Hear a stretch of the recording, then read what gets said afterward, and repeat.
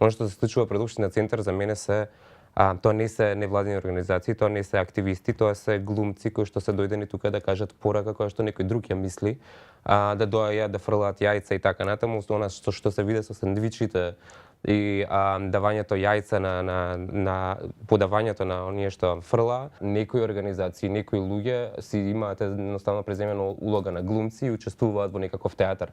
Наместо пораките против Жерновски да ги кажува лично премиерот, тој организира 1000 луѓе и тие доаѓаат и ја кажуваат пораката место него. Кога од член на граѓанска организација која што се појави на сличен начин, значи ние исто така немавме слушнато ни за плоштад Слобода, ни за распеани Скопје, ни тие се појавија од недадеж. И не е тоа толку нетипично за некаква си прва почетна промоција на некоја невладина организација, така се појавија и овие граѓани. И сега најверојатно ќе се спротистави, ќе рече, па да, нас никој не плаќаше таму да бидеме, не ни дава сендвичи, не бевме актери, верувавме во тие идеи, ама јас не сакам да се ставам во одбрана ниту една група, бидејќи најверојатно и на вистина голем дел од тие граѓани кои што се појавија пред Општина Центар има некаква поврзаност или на вистина беа таму за сендвичот или глумеа или беа инструменти на некоја поголема политика, исто како што бевме уверени дека и на плоштад Слобода се случуваше истото. Плоштад Слобода не успеа 1000 луѓе да собере на плоштад за неколку часа, туку за 4 дена успеа да собере заедно со прва архибригада 150 луѓе, кои што сите дојдоа со лик со име и презиме. Плоштад Слобода е формирана од 15 луѓе кои што стојат со име и презиме и со своји биографии во Централен регистар. Некои повеќето од нив се јавни личности, што колумнисти, што активисти и така натаму.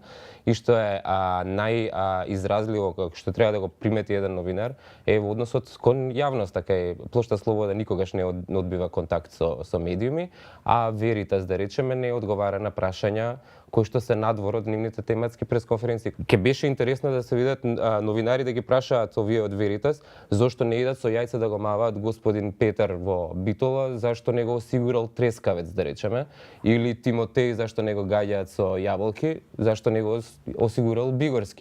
Таму не се појавуваат, немат никакво мислење. На Google, ако ги изгуглаш, ниту еден од нив не немал никогаш став за ништо. Прва архибригада никогаш со име и презиме не искочија во јавност, ама никој не се сомнева дека тоа се вистински луѓе и дека затоа постојат вистински ставови, затоа што тие луѓе организирале настани 4 години поред, организираат архитектонска конференција во Македонија. Тоа се студенти од архитектонскиот факултет, професорите ги знаат, не е тоа непостоечка организација како што е Веритас.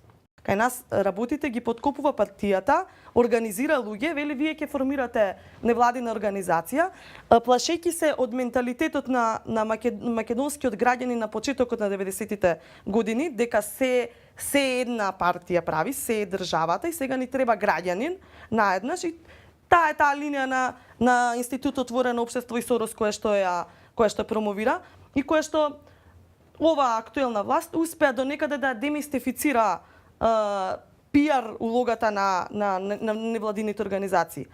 Извини, никаков доказ за ова дека СДСМ преку Сорос ги натерала луѓето од полициска бруталност да излезат на улица? Доволно се кадровските решенија. Кои кадровски решенија во полициска бруталност? На кого конкретно мислиш? Значи, ако зборуваме имаше министерски позиции таму, има некој човек кој што ги води, ги влече конците? Мене не ми е јасно, например, како човек во еден момент е активист, граѓански, значи со одредени политички ставови, меѓутоа решил тоа да не го прави преку политичка партија, туку да гради јавна политика како граѓанин и потоа, нели, 3-4 сати е тоа, потоа 3-4 сати е во раководството на одредена политичка партија. Зборуваме за корупција во умот, не зборуваме дури ни за финансиска надокнада, најверојатно и тоа го има. На линија на Соросоид, зашто баш сега одеднаш се претвори во на тема, ако се знае дека претходно затоа што оваа влада не може да го поднесе Сорос, Џорџ Сорос, Владимир Милчин, целата фондација. Дека при тоа заборавајќи дека соработувале со него и Министерството за образование, Министерството за труд и социјала, култура и така натаму, користеле пари на Сорос.